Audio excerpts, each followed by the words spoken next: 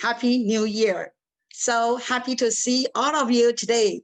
Welcome to join today's class, Top Tax Secret for the Successful Realtor and Investor.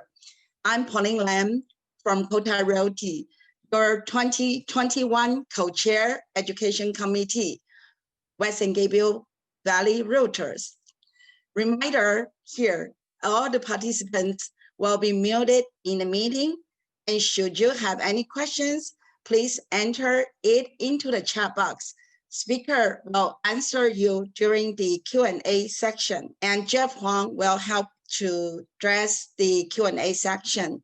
This meeting is being recorded and will be available on our YouTube channel, Western Gable Valley Realtors. Now, I'm so happy to have our committee member, Jeff Huang, to introduce our special speaker, Mr. Tony Watson, today. And Jeff, right now is your time. Thank you, Pauline. Good morning, everyone. Our guest speaker today is Tony Watson from Robert Hall. Tony is an enrolled agent who focuses on providing personalized financial guidance and tax preparation services to individuals and businesses. As a federally licensed tax practitioner, he helps with audits, collections, or appeals in multiple industries such as real estate, entertainment, healthcare, law enforcement, firefighters, and education. Let's give Tony a warm welcome as he's going to share his top tax secret success. Thank you, Tony. The floor is yours. Great. Thank you, Jeff. Thank you, Pauline. Always good to see your faces. I wish we were in person. But, for the time being, I think that technology wins for all of us these days. So thank you for having me. And I'm going to go ahead and launch my PowerPoint here. And just give me a thumbs up if we're all good on your end, if you can see the slide. Excellent. Excellent. Well, welcome, everyone. I know that we've got a lot of information to cover today. And I once again, my name is Tony Watson. I work for Robert Hall & Associates. We are a full-service tax consulting firm based out of the Glendale, Southern California area. We've been servicing the Southern California area for almost 50 years now. 2021 is actually the 50-year anniversary of Robert Hall & Associates. We started back in 1971. So I feel very privileged, very honored to be able to bring all of this great information to you on behalf of Robert Hall & Associates. Today's topic will hit home for a lot of you. Hopefully 100% of you attending today. Top tax secrets for the successful real estate professional, real estate investor, anybody who touches or is involved in any real estate related transactions on a year-to-year basis. And make no mistake, at the end of the year, if you have a good year, a bad year, a so-so year, if you're kind of middle of the road and kind of cut and copy from the year before, guess what? Uncle Sam's going to come knocking on your door at the end of every year and expect you to file something with the federal government, whether you lost, made, or broke even, right? So today we're going to talk about, tax secrets for all of you, whether you lost money, made money, broke even, if everything's been consistent. I think that you're going to be able to take a lot of the information from today's webinar and apply it to your own individual and business tax filings.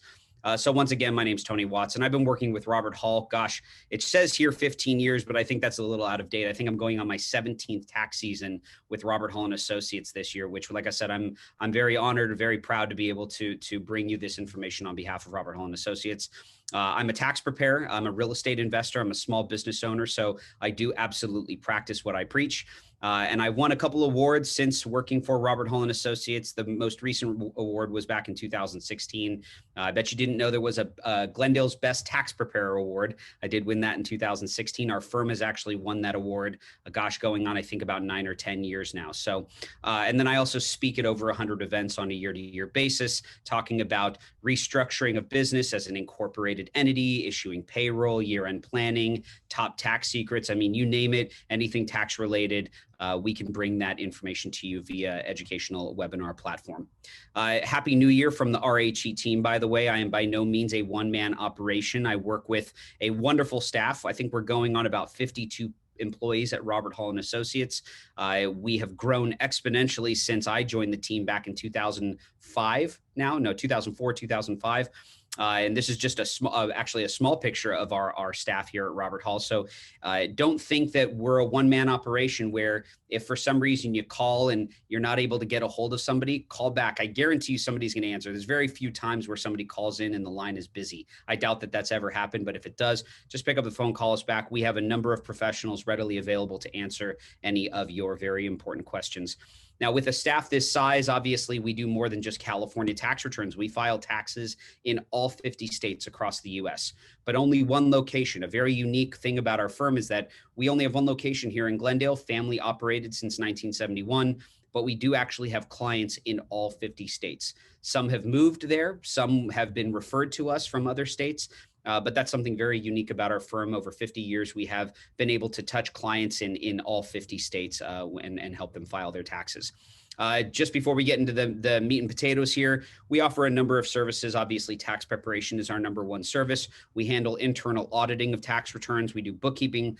We offer payroll services. I mean, you name it, anything financial related in the financial world, we can assist with that. At the very bottom here on the far right column, you do also see business incorporating services. If you are interested in incorporating your business as an LLC, an S Corp, C Corp, if you think that it's the right time to take that next step, we can also incorporate your business. So just keep that in mind. At the very tail end of today's webinar, I'm going to remind you again about this. We do offer free consultation. So I'm going to give you a little text code, a QR code to reach out to us in a digital way. Obviously, I'd much rather be in person talking to all of your beautiful faces today in person, but because of this nasty COVID situation, we got to meet by Zoom. So I'm so happy to be here and be able to connect with all of you. So I'll remind you about that at the end. Let's talk about the top 5 tax deductions for real estate professionals. Just get the simple stuff out of the way. Number 1 is going to be marketing and advertising. Number 2, professional supplies and equipment. I'm going to go into more detail about these in a second. Number 3, car and truck expenses. Number 4, legal and professional fees. And obviously, number 5, property deductions. To start off with, marketing and advertising, a very unique deduction. It has a kind of a catch-22 to it because some clients of mine think that, or they've asked me, hey, does marketing and advertising actually increase my risk for audit? And when in fact, it does not actually. I think that by not taking this as a deduction for your business, yes, it could actually increase your risk for being questioned by not taking it as a deduction.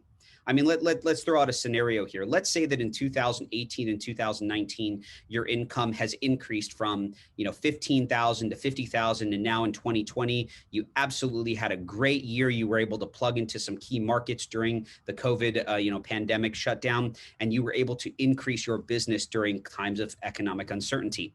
Well, how do you explain to the IRS? If you can't explain in words to the IRS how this progression in income happened, you have to explain it with numbers, right? That's a tax return. There is really no place on a tax return where you can type in an explanation of why things happened the way they happened in this year on a tax return. You have to explain with numbers. And so if your income increased over the past 3 years, there are only a few deductions that you would have that actually correlated to that increase in revenue.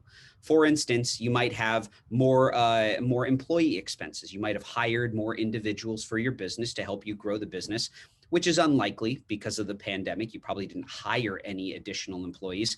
Some of you might have taken some of your profit and reinvested it back into infrastructure, buying new equipment, which allowed you to be more efficient at what you did. I mean, there could be a number of reasons, but the number one reason the government sees for increased revenue under any business across all platforms is increased expenses in the marketing and advertising realm.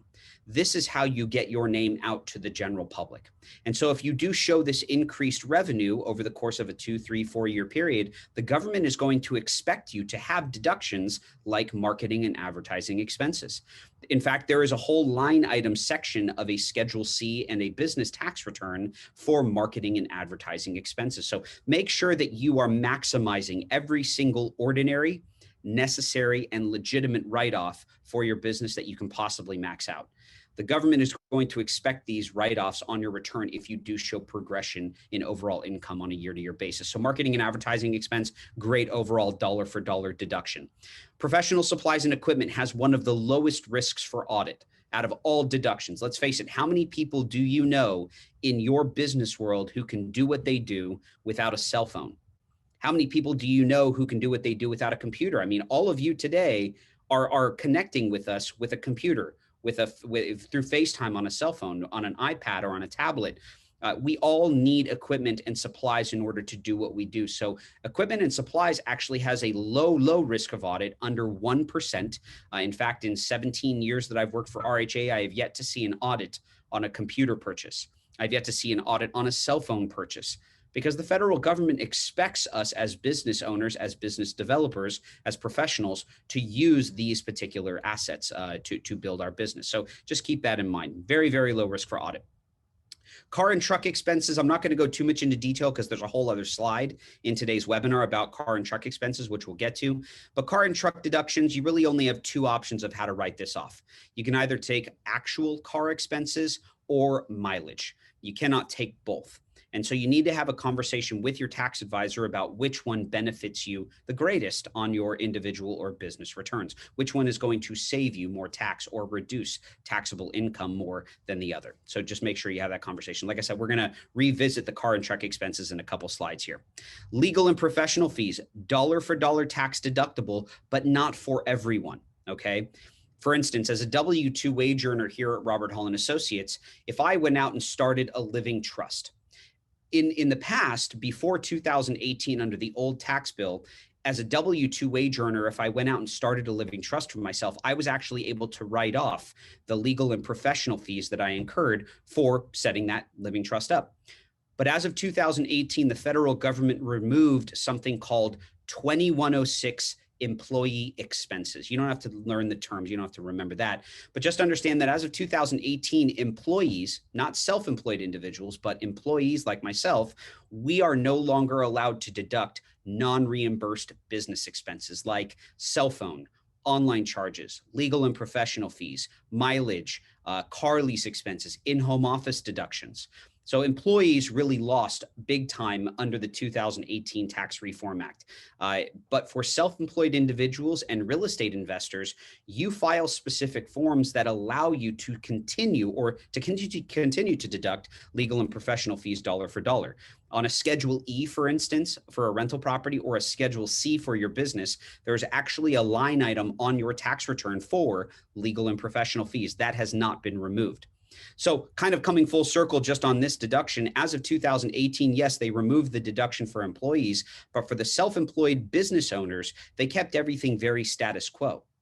Business owners are allowed a majority of the deduction still under the current tax bill, whereas employees have lost quite a few deductions as of 2018. But remember that what we're talking about right now is only federal tax code. This is not California tax code. So for those of you who are W-2 wage earners, or maybe have a little bit of both types of income, where you're employed under a business and you also have rental income or self-employed income that you also report on your return, you'll still be able to max that out, but only on specific forms on the individual or business tax return. So once again, great conversation to have with your licensed tax advisor. Last but not least, property deductions. We're also going to go into more detail about this in a couple slides for the in-home office write-off. But property deductions are very basic for a primary residence, not so basic for a rental property.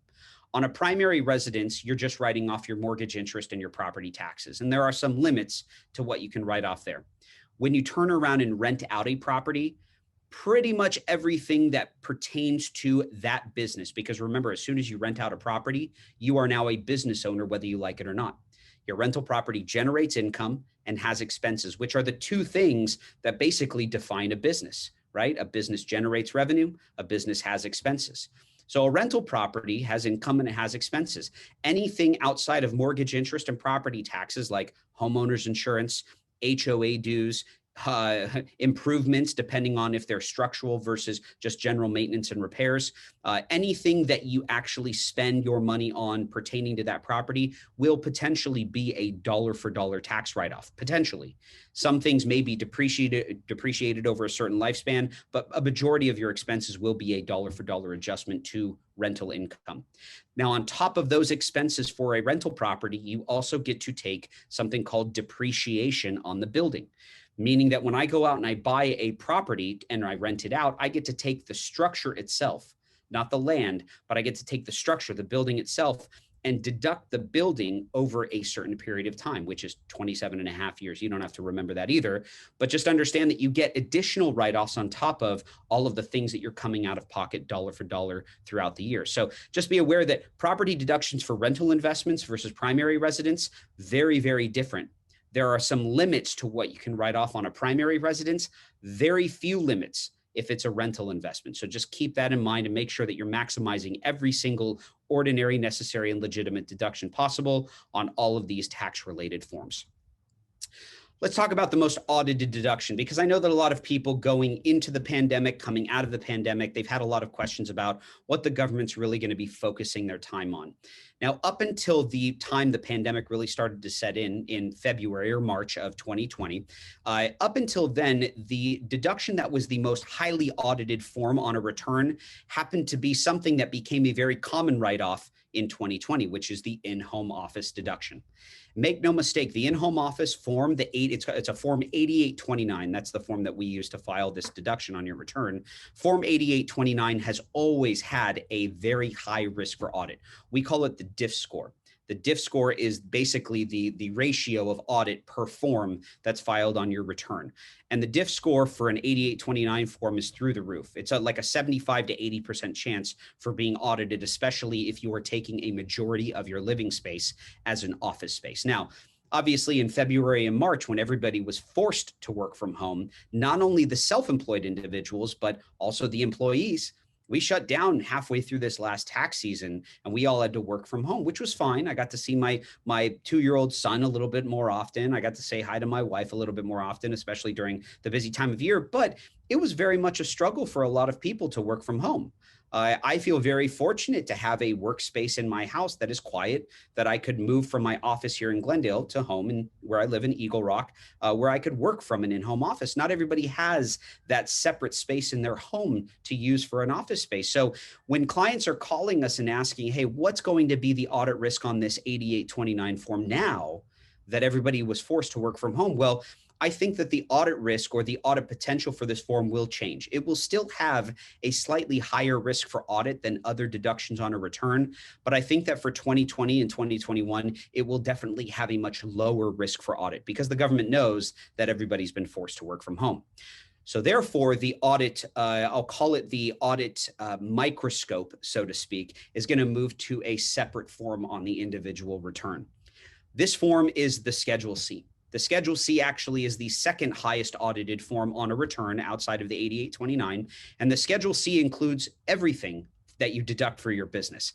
So I don't know if this is a good or a bad thing, but I've been reading some articles, some posts in some IRS or accounting industry websites and forums where we've all kind of discussed that the Schedule C, because of the amount of people in the past who have kind of converted from an employee, a W-2 wage earner, to starting a business, especially under the pandemic, people were forced when they lost their jobs to actually start businesses. We're going to see a much higher risk on the form Schedule C moving forward into 2021 and 2022. I still think that audits overall will be down because the government is significantly understaffed. Just to kind of give you a background of where the government's at right now, there are about 3 million documents behind in processing and about 1 million tax returns behind in processing. That equates to about 8 to 10 months in delays in processing. So you're seeing something that I've never seen in 17 years happen at the IRS level. So I think that for 2020 and 2021, there will be a much lower risk for audit when we come out of this time, this economic uncertainty period in our lives. We are going to see, obviously, these two forms return to the higher risk percentages on the individual return. So just keep that in mind, okay? But for now, 8829 still pretty much run a high risk for audit, but the government will be understanding of the fact that people are being forced to work from home. Now, for self-employed individuals, this deduction is great. For a W-2 wage earner like myself, even though Bob Hall, the founder of our company, well, he didn't require us to work from home, but it was the safest thing to do once, LA really started to settle in February and March into this pandemic. And now we're pretty much the epicenter, is what I'm hearing, of the COVID-19 virus. We were forced to work from home essentially, but because we're W-2 wage earners, as of 2018, we are not allowed to deduct the in-home office form. And that has not changed. That's the crazy thing. The government has not introduced any part to the Internal Revenue Code stating that W-2 wage earners now, because of the pandemic, are allowed to deduct these expenses. Could this change for 2021? Absolutely. For 2020, it's been all talk. Nothing's really been changed on that level. So we are looking more for this to change for 2021, not for 2020. I know that it might seem simple for the government just to step in and change a deduction like this or revert back to the old tax bill versus the new tax bill, but unfortunately it's not that simple. So we will continue to have to suppress the in-home office deduction from our individual returns if we are employees of a business.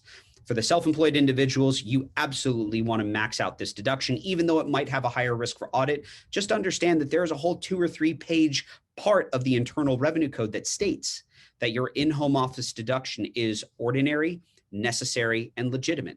And above and beyond, it's reasonable as long as the percent or the square footage you're using for the deduction is reasonable. So just keep that in mind. Great conversation to have with a tax advisor as to what percentage of your home you should use, if it's being a little bit overly aggressive with what you're using, if in the past you've been questioned on this deduction, what can you do moving forward to mitigate the risk for audit a little bit less or a little bit more. So just keep that in mind. This is a great conversation to have with your tax advisor.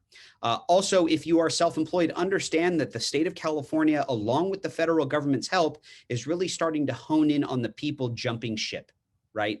I have, in the past 17 years, I have not seen, literally total over the past 17 years, I'd say that if you added up all of the clients that have left the state of California for tax reasons over the previous 17 years, about 90% of those clients happened to move in 2019 and 2020.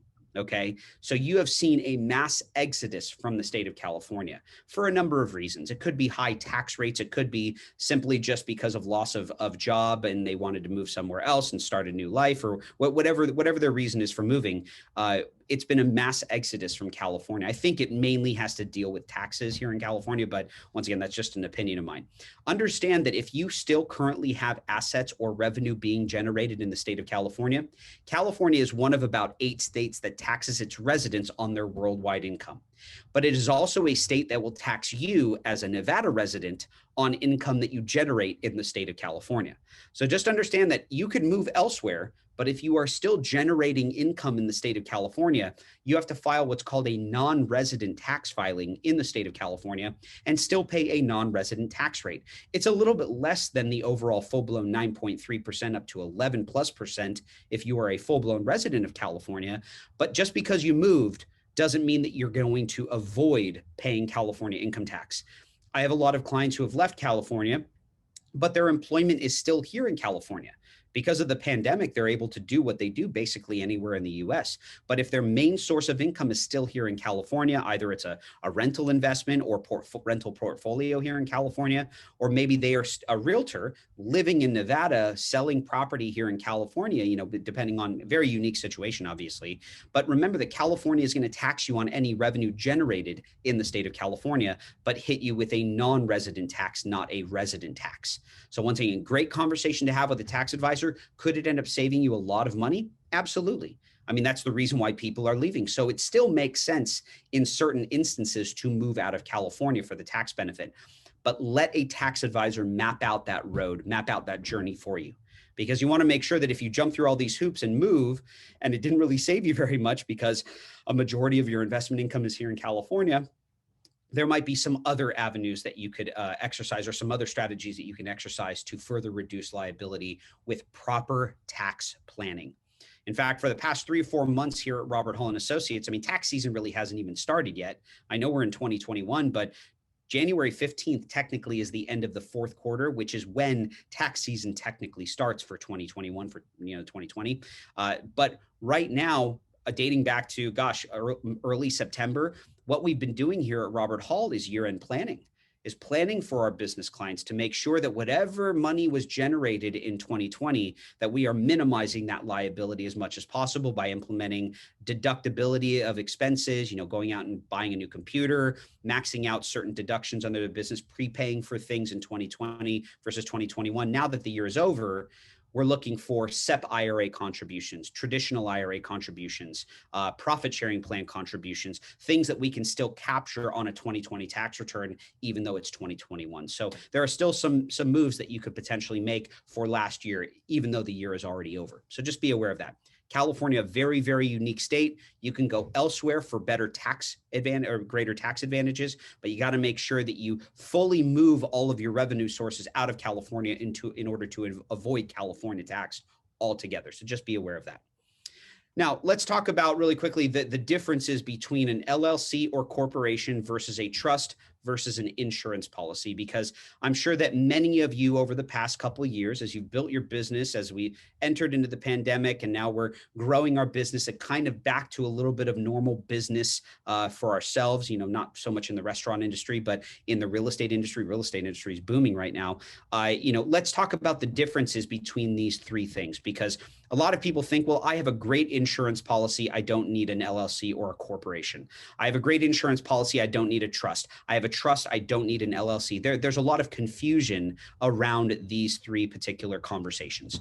And I can tell you right now that the most important thing for you to have is the insurance policy. When you operate a business, when you own a property, when you are a human being, right? We need some sort of insurance. If we get sick, we want to have health insurance to repair us, right?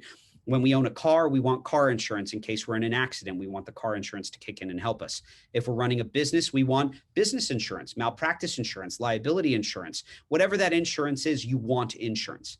We know that insurance is there and in place to pay out settlements in case an unforeseen event happens, right? That's why we have insurance. We don't know what is going to happen in the future, but we want something there to protect us in case something bad happens. So insurance is by far the most important thing for you to have. On top of that, though, some people will want the liability protection outside of the payout from an insurance policy. Some people will want the liability protection of an LLC or a corporation. Now, the only true way to separate business and personal assets is to incorporate your business or start an LLC for your rental property. That's the way that you separate assets. And asset separation equals asset protection and vice versa. Now, whether or not an LLC or an S Corp is right for you, that's a completely different conversation. And I really, really want you to hone in on having that conversation with a licensed tax advisor as to whether or not it's right for you. Incorporating is not right for everyone, and there is very much a right and a wrong time to incorporate. So just be aware that just because I'm talking about this does not mean I'm telling you to go out and incorporate, okay? But it is absolutely a conversation that you want to have, especially because we are in the midst and probably continuing to enter into more economic uncertainty, whatever the future has in store for us. And we want to protect ourselves at every corner, right? And remember that these are legal entities. An insurance policy is an insurance policy. That's what it is, right? But an LLC and an S corporation or a C corporation, those are legal entities. So you also want to have a conversation not only with a tax advisor, but also potentially with an attorney to see which entity structure is right for you from a legal standpoint. Now, on top of all of this, if you have built assets, if you have family, if you have children, a spouse, you also want to protect your assets for your next of kin, for your spouse, for your loved ones. And so that's where a trust comes into play. A trust does not create asset protection in most cases. What a trust does is it protects your assets from probate here in the state of California or any state that you own assets in. So the proper structure here is to have an insurance policy for your business, the business set up in an entity, if it's warranted to have the entity, and then the entity owned is owned, not owned by, but is owned under a trust. Okay. And so you are not personally the owner anymore. It would be the living trust of whatever your family's name is. So there is a way to properly structure all of this so you are protected, once again, at every angle, at every corner. And you want to talk to a couple different advisors about this. Insurance professional, right? All my insurance is with farmers. I love my farmers rep. I love farmers. I'll promote them at every chance I can. I get. But I have my insurance rep. I have my attorneys who structure the LLCs and S corps, and then I have my living trust. And so I am protected from probate. I'm protected from potential litigation. And I also have that little safety net of the insurance policy. So just remember, it's not right for everyone, but as you build your wealth, as you build your success, you want to make sure that you're protecting it at every corner. So just keep that in mind. Now, the automobile quandary, should you lease versus buy? Well, understand that this is basically a yes and a no question depending on your situation, right? If you are already reinvesting all of your profit into your business and you're at basically a very low income bracket already, buying a car wouldn't really save you very much because you're already in a low income bracket, right? I mean, if I'm in the 6% tax bracket, why would I go out and buy a car for a tax write-off? It only saving me 6 cents on the dollar across the board. That doesn't make sense. So leasing solely from a tax perspective, leasing would probably be the better option for lower income bracket earners. For the higher income bracket earners who are in the 25, 32, 35, 37% brackets, especially if you're self-employed, purchasing a vehicle will return you a much greater tax savings. I mean, let's face it, let's say that you're making $500,000 a year in profit. That's after expenses, right? If you're making $500,000 and it's all self-employed income and you go out and you purchase, let's say a Cadillac Escalade, right? As of 2018, a Cadillac Escalade weighs over 6,000 pounds. And as of 2018, any vehicle that is purchased for business use that weighs over 6,000 pounds potentially could qualify for something called 100% bonus depreciation. Now, Cadillac Escalades are very nice vehicles. They're very large vehicles, big engines, well over 6,000 pounds, and they tend to range anywhere between 70,000 and upwards of $100,000+. Well, 100% bonus depreciation would take that $70,000 purchase and fully accelerate the write-off dollar for dollar to offset your federal taxable income. That means that if I'm in the $500,000 bracket, right, paying 37% in federal tax, well, shoot, if I have a $70,000 write-off, if it's a dollar for dollar deduction because of the weight class of the vehicle and I am purchasing this for business use, that $70,000 deduction returns me 37 cents on the dollar in tax savings, potentially more. Because if you're self-employed, it's not only saving you federal tax, is it? It's also saving you self-employment tax. So that's 37% plus about 15.3%. There's a slight adjustment because part of that is tax deductible. So you're looking at 37% plus about 10%. Shoot, that's 47% return on investment just by purchasing a vehicle that you were already thinking about purchasing, but now you've structured it as a business asset rather than a personal asset. So without getting you too confused about this, this is a great conversation to have with a tax advisor. Now, obviously, if you go out and you purchase a car now, this is a 2021 transaction. So you got to wait a full 12 months to reap any of the tax benefits for this.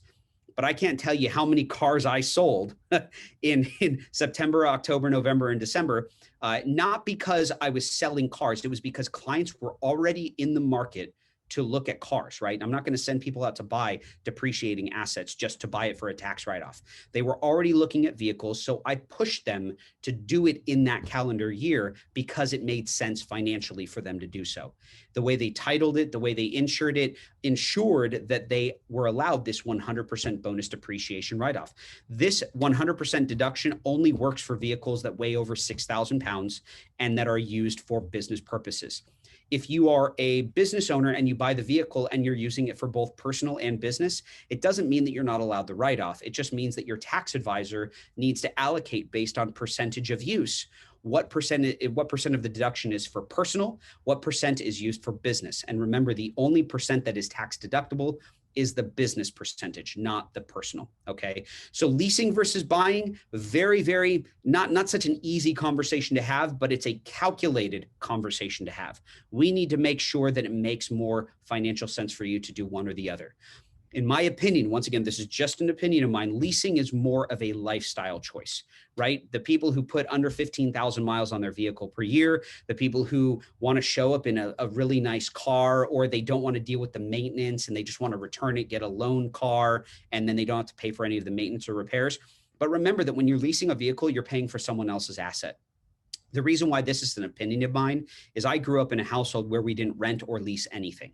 Anything that we put our money into, we owned, even if it was a depreciating asset. That's just the household I grew up in. It's the way that I've coached my clients over the years. And whether or not we agree on that, that's okay. I'm not here to change your mind about anything. Just to understand that there is a financial calculation that goes along with this conversation. So I can't simply tell you all today in today's webinar for each of you to either lease or buy a car. I would need to see your specific tax situation information, your profit, your loss, whatever that may be, in order to steer you in the right direction. Okay. And just like any other tax advisor would advise you, we have to see the numbers in order for it to make sense. Now, who qualifies as a real estate tax professional? I mean, this is a very unique part of the Internal Revenue Code, and there are two very specific things or requirements that you need to meet in order to check that box on your return. A taxpayer must spend the majority of his or her time in real estate or in real property business, meaning that you have to actually operate in the real estate realm, whether it be flipping property, leasing properties, owning properties, consulting on properties, making commission on sales of properties. It doesn't matter what it is. A majority of your time has to be spent in the real estate industry, in the real estate realm. And, okay, this is not or, this is and, the taxpayer must spend 750 hours or more in the real estate, in the real property business and rentals in which he or she materially participates. So we run into this issue a lot with clients who own property here in California, but also own property out of state, right? If you have a property manager managing your properties, the government will not consider that to be active participation. Yes, we could argue that you manage the management companies, but at the end of the day, the government will probably deny us that claim, because unfortunately, fortunately and unfortunately, you've hired somebody else to deal with the investment, right? So out-of-state investments, it's very difficult for us to make the argument for active participation. For in-state investments, a lot easier, right? Because you don't necessarily have to have a management company if the properties are here in the state where you reside, especially in the city or county where you live. So just understand, once again, a great conversation for you to have with a tax advisor. Don't just check the box, assuming that because you have a real estate license, that you are also a real estate professional. Okay. So keep that in mind. This is a great, great conversation to have with a tax advisor. Now, we've covered a lot today, obviously, and I want to make sure, I've said at the end of basically every slide, that these are great conversations to have with the tax advisor. I want to mention, as we kind of get into, I think, a little bit of Q&A, that we do offer these free consultations here at Robert Hall & Associates. Right now, they're all by FaceTime, by Skype, by phone, however you want to connect with us. But we'll review 2 years of tax returns. We'll check for any possible audit triggers on those returns. And then we'll also add you to our periodic tax email updates, letting you know about free educational webinars that we offer, letting you know about updates to the Internal Revenue Code, the second stimulus that has just passed. A lot of that is obviously needs a more in-depth conversation with a tax advisor as to what you can and can't do under that second stimulus. So how do you sign up for this free consultation? Just before we wrap up here, you text the word Robert Hall to the number 72,000, okay? Just like you see on this phone here. Once you get the auto response, then you click this link that pops up, okay? And you fill out your information. That's gonna put you on our calendar for a free consultation. We'll also let you know what information we need prior to the free consultation, so that we have all of the pieces of the information that we need in order to advise you correctly. And once you fill out that information, you become basically a retained RHA client. And that way we can advise you more on a personal level. Everyone's tax return is unique. Everyone's tax situation is different. Just because your neighbor or your coworker or your family member or friend, just because they went out and bought a car or started a corporation, does not mean that you should do the same thing. It made sense for them based on their tax scenario. We need to sit down and talk with you and map out a road for you specifically, so that we know that it benefits you in your specific situation. I cannot stress that enough. So once again, just because your neighbor or your coworker benefited from something or lost a deduction because of something that happened, does not necessarily mean that you will be impacted the same way. And that's why we really, really want people to take advantage of this free consultation. Anyway, thank you so much for attending today. I think that we're going to open up for some Q&A. I think there was a chat box that was open, right? Jeff and Pauline, is that okay? We have a handful of questions. So Beautiful. Starting from the very top, if mom and pop landlords do not take the deduction for depreciation, will IRS input it for them? So the way that the Internal Revenue Code is written is that when depreciation is allowable, it must be taken. Okay. So here's the kicker about depreciation. Let's say that a mom and pop have owned a property for 15, 20 years, and they were ill-advised 15, 20 years ago that they did not need to take depreciation if they didn't want to. And let's say that 20 years later, they decide to sell that property while they're still alive. Okay. No one's passed. They decide to sell that property. Yes, could they sell the property and could the IRS not trigger the audit on the depreciation recapture? Sure, there is always that chance. But I can tell you right now that one of the most common things that happens when you have long-term assets that sell, especially Section 1231 property, which is rental property, there is always going to be a little bit or a lot of recaptured depreciation. It is one of the hottest audit triggers on a 4797 form. A 4797 form is when you dispose of a rental investment. And the government, when they audit that, they will not only force you to pay the capital gain tax on all of the appreciation, but they will also add that depreciation into the recapture, even though you've never deducted that in the past. Okay. So once again, if you have not been taking depreciation up until now, make sure that your tax advisor restructures the depreciation schedule and starts it now. And once again, you can go back and amend 3 years of tax returns to trigger any refunds, potential refunds, but anything past 3 years is kind of lost in the wind, unfortunately. It's funny, and well, it's not funny. It's actually not funny to think that the IRS can go back 10 years and audit you, but you can only go back 3 years to claim any potential refunds. But we are absolutely here and readily available to help with any amendments that need to be amended. To correct depreciation. In fact, I have a file on my desk as we speak where this client has had a $1.8 million property, and this was 1.8 back in 2001, okay, that never took depreciation. And looking at their income bracket, the depreciation alone over that period of time, I think it ended up being like a $36,000 write-off that they lost every single year.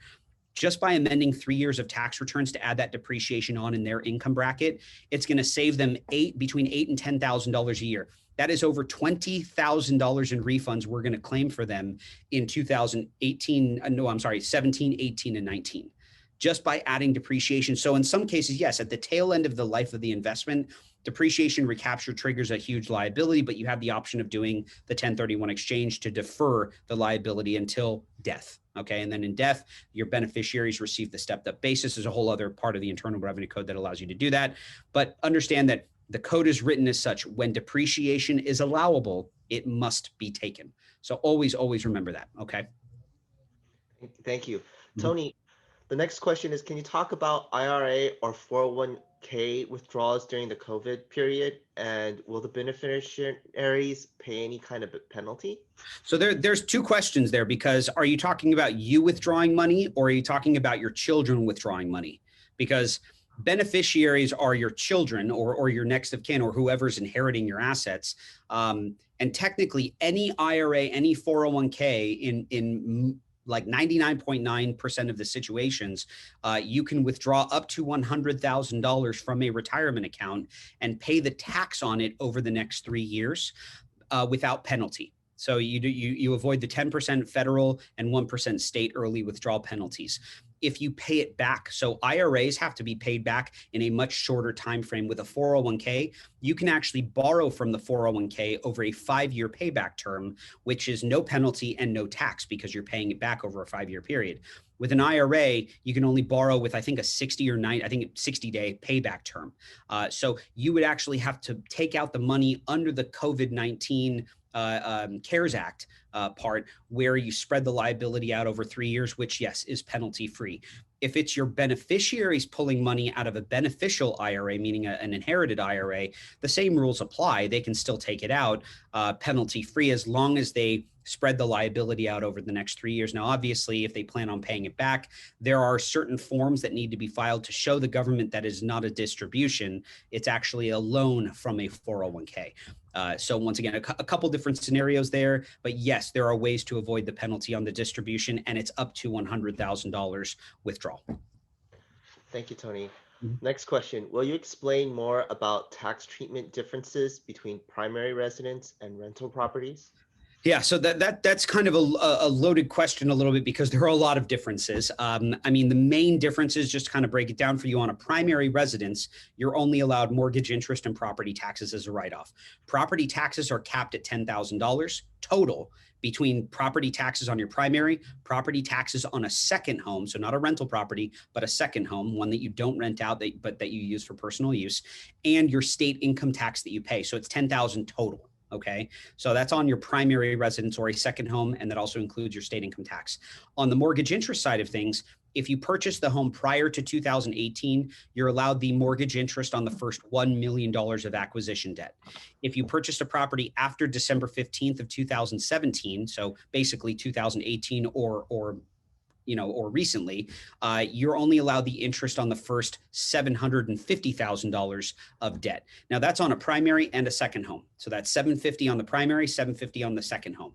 If you bought these homes prior to that date, though, you are grandfathered into the old tax bill, which is the $1 million limit, not the $750 million limit. That's on a primary residence, right? When you turn around and rent out a property, those limits go away. You are not limited to $10,000 in property tax. You're not limited on mortgage interest. You're not limited on homeowners insurance. You're not limited on improvements are a little different. Some just regular, not structural, but regular maintenance improvements. Those are going to be dollar for dollar. If you blow out a kitchen, you put $100,000 into a new kitchen on one of your rental investments, that $100,000 structural improvement from the get-go needs to be depreciated over the lifespan of the asset. Under the CARES Act, you can actually take that 27.5-year depreciation lifespan and drop it all the way down to 15 years. Or you can do something called a cost segregation analysis, which could potentially accelerate more of that write-off, and you could take it all in 1 year. But once again, there are a lot of options. So explaining the tax treatment difference between primary and second or in rental properties, there's a lot that goes into that conversation. And unfortunately, I don't think I'll probably be able to explain all of those differences right now in today's webinar. But Jessica, I would highly suggest that you sign up for our free consultation. We can go into a more in-depth conversation about how this would impact you and your investments, primary versus rental. Okay. Okay.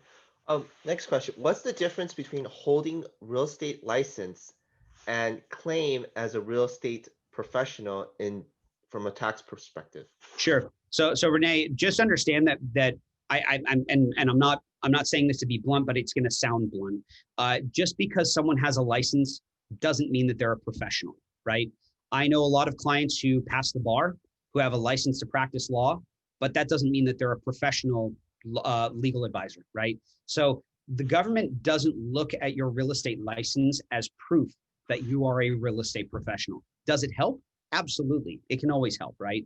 But I know a lot of clients who don't have their real estate license, but who own 40, 50 rental properties. And I'll tell you, they're probably a much better bet in an audit of them being a real estate professional than me being a real estate professional, right? Even though I teach people about taxes and real estate, somebody who owns 50 rental properties and manages those properties, and they've done that their whole lives, those are real estate professionals. So it's not so much about the finite detail of the argument of real estate professional.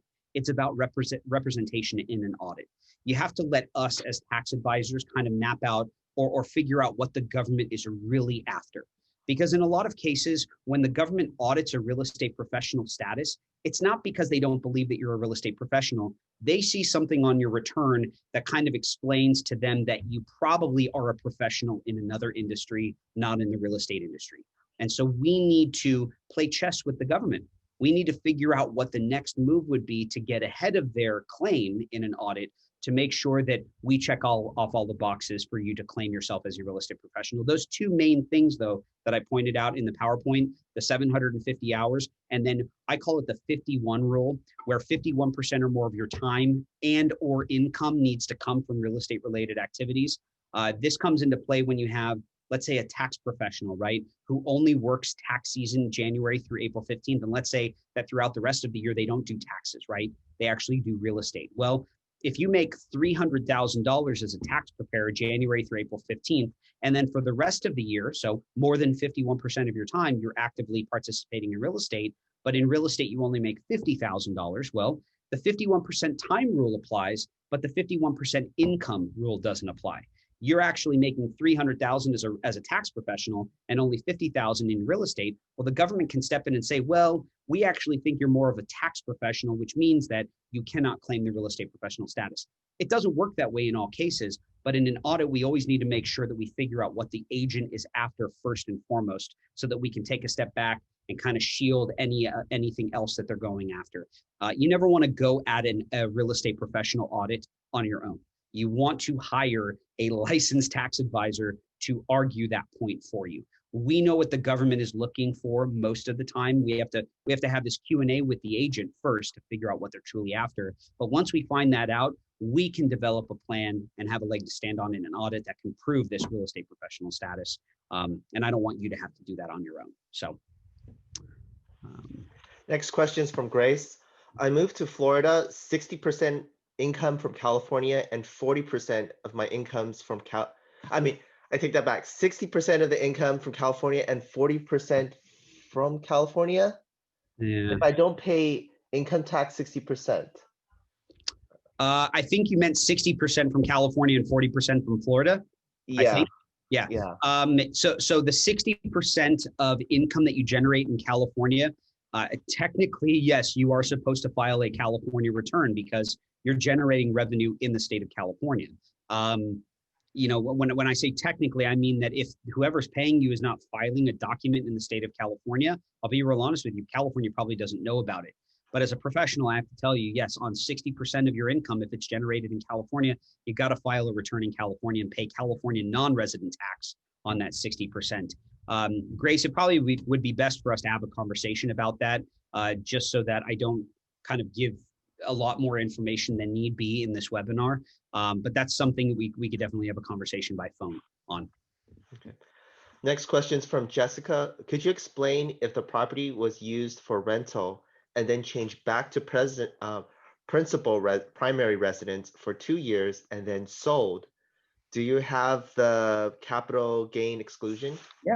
Yeah. So Jessica, great question. So if you convert your rental property back into a primary residence and you live in it for 2 out of the past 5 years, yes, you get the Section 121 exclusion, which is $250K if you're single, $500,000 if you're married. But what you don't avoid is recaptured depreciation.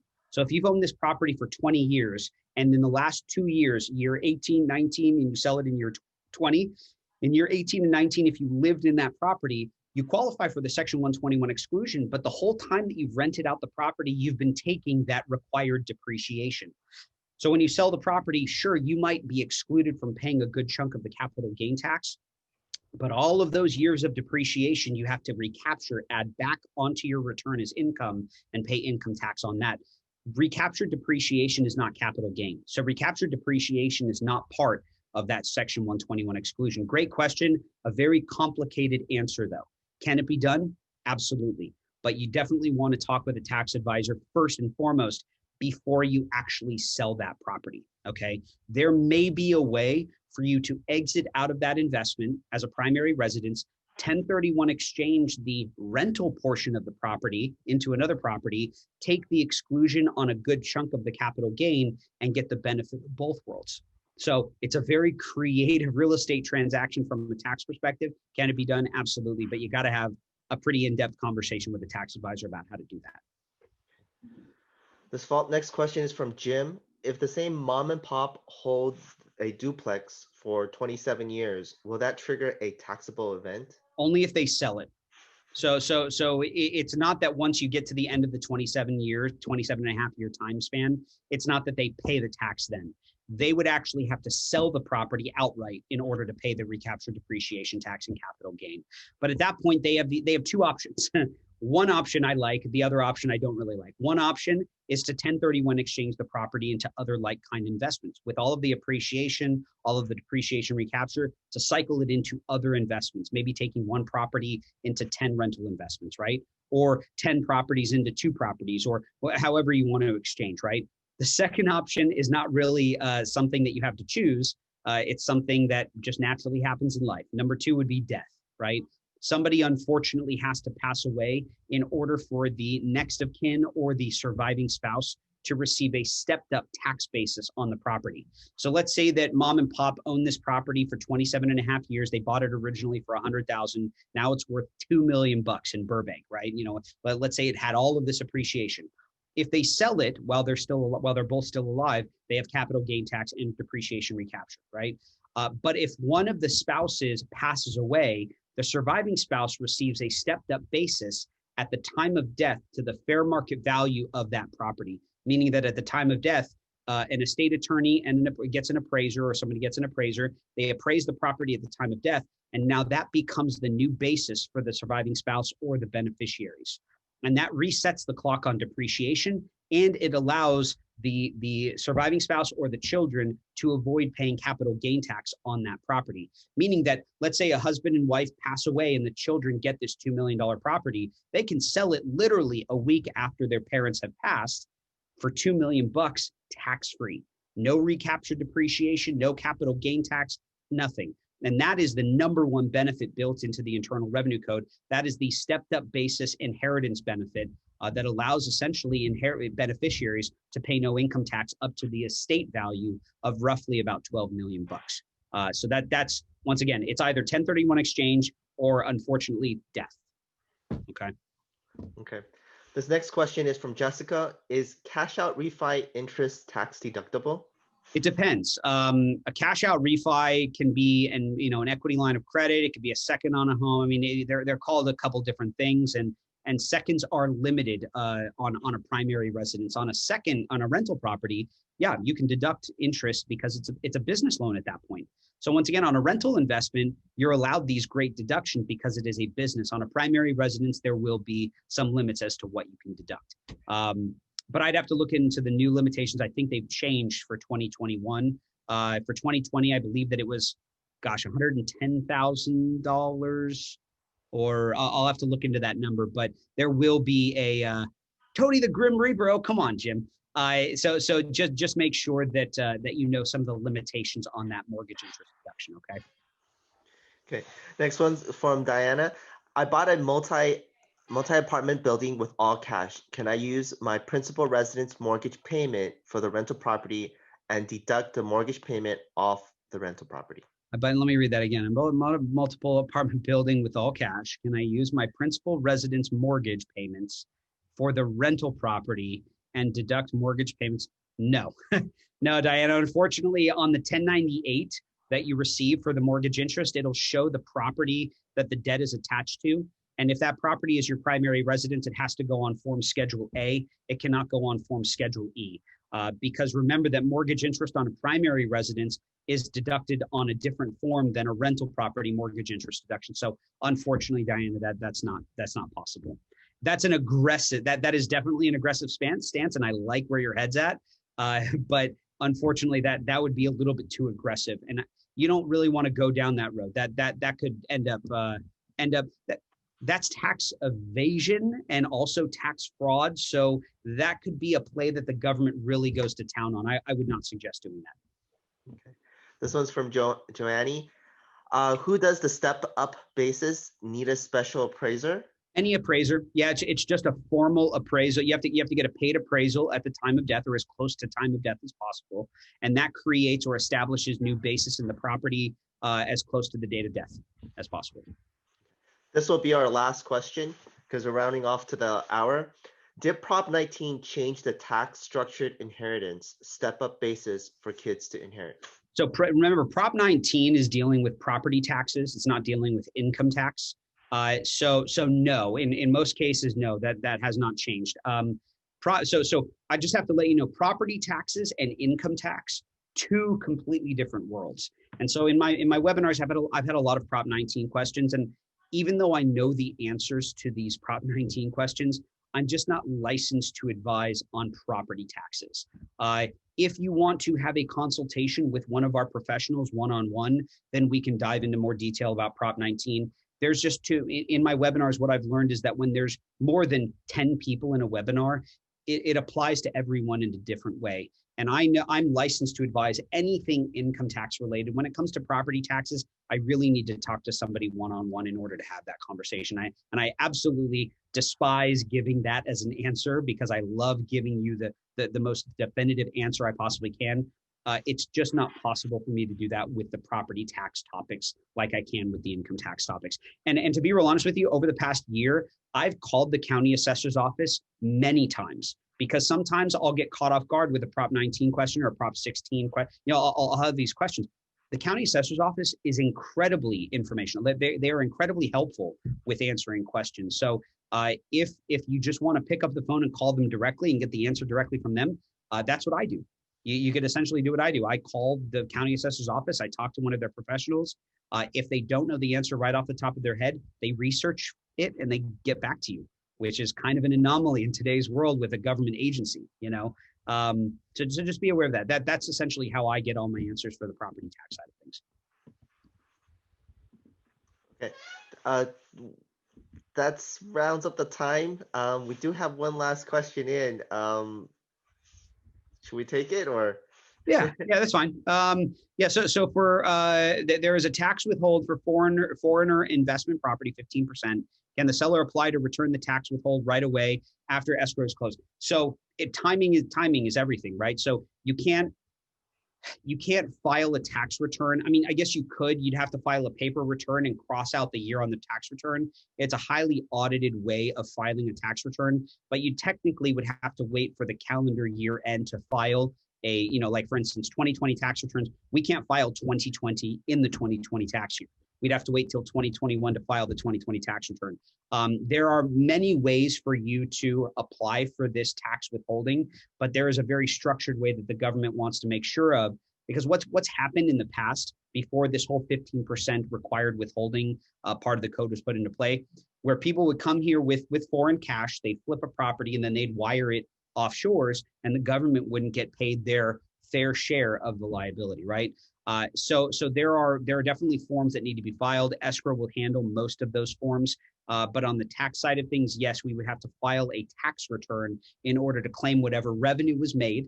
And if that was your only U.S. revenue, there are some exclusions that we can apply for. But yes, unfortunately, that 15%, you'd have to file a tax return in order to get it back. And it doesn't happen right away as soon as escrow closes. There might be some creative ways to reduce that in one way, shape, or form. I know that I have a lot of clients who have children who live here in the States. And so instead of acquiring the property under their name, they acquire it under their children's names. And then the children, because they live here in the US and they have social security numbers, then their children file it on their return as their primary residence or as a rental investment with increased basis figures. And so there are some creative ways to get around some of these withholding requirements. But those are all conversations to have with a licensed tax advisor.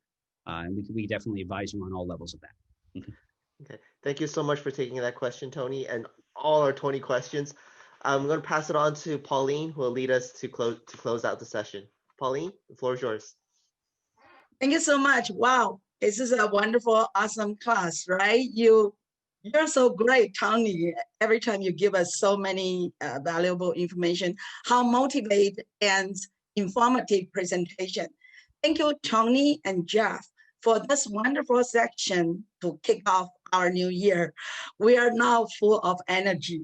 On behalf of West and Gable Valley Realtors, we really would like to thank again to Mr. Tony Watson from Robert Hall and Associates for your valuable presentation to us today. If you have any further question and you want to have a free consultation, please text the word Robert Hall to the number 72000, and Tony will feel so happy to give you more detail on your personal question. A quick reminder for our January next 3 classes all happen on each Tuesday. January 12th at noon, 12 to 1, commercial class, development timeline by Vincent Joe. This is gonna be very fresh and valuable class. And January 19th, 11 o'clock, lending update by Cosmo Sanchez. And January 26th, very important class, 10 to 12, eviction, moratorium updates, and other questions regarding landlord and tenants by attorney, Mr. Dennis Block. Please register all the classes online and come to learn together. And thank you, Tony, Jeff, and Fang, all join today's class. On behalf of West and Gable Valley Realtors Education Committee team, we wish you have a very successful 2021, and we'll see you next Tuesday at 12 noon. And thank you, Tony, again. Thank you, Jeff. Bye-bye now.